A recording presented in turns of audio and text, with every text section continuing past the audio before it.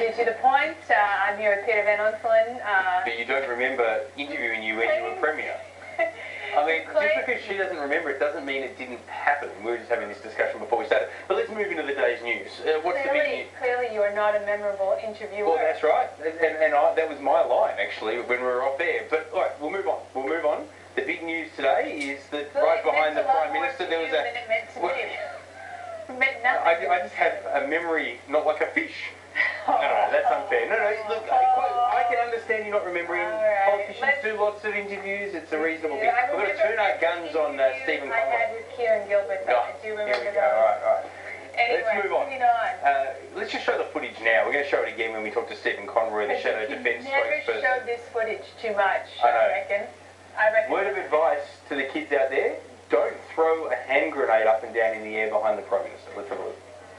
I'm a great believer that we should leave the handling of weapons to the professionals. I know some politicians like to fire guns, but I think it's better.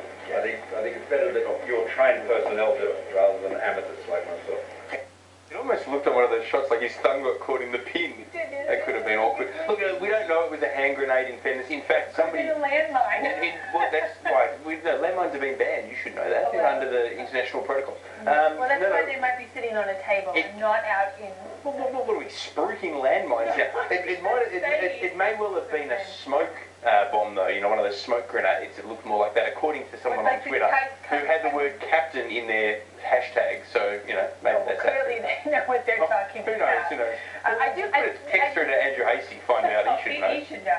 I do remember when I was Premier going to a... You remember this, do you? I do remember this, because Peter Van Onselen was not involved. Maybe I've just blanked that whole interview. I think it was because you got so badly wounded in the interview. Now that I look back at it, it was a front page story the next day. Sorry, tell your story. I do remember going to a police, New South Wales police press event, very similar. They had all the weapons out there on the table. They were about to destroy them, in fact. They were. What was it? Like with a gun buyback or take back, and we were going to be destroying all these weapons. I remember the last thing my media advisor said to me before we went out, don't touch the weaponry, because it's human nature. You want to pick up something and hold it. Last thing you want to do. And the Prime Minister, I reckon you watched him there today, he had his hands by his side, going nowhere Malcolm Turnbull is that kind of guy. I don't think he's that sort of must play with guns and whatnot. Well, no, I think, but it is human nature. You and Jones is. Oh, me, you know. Well, I have fired a weapon. Have you fired a weapon? I have, actually. In America? Yeah, in America, which is, I think you have to do. Who hasn't? Let's be honest, in America, who hasn't fired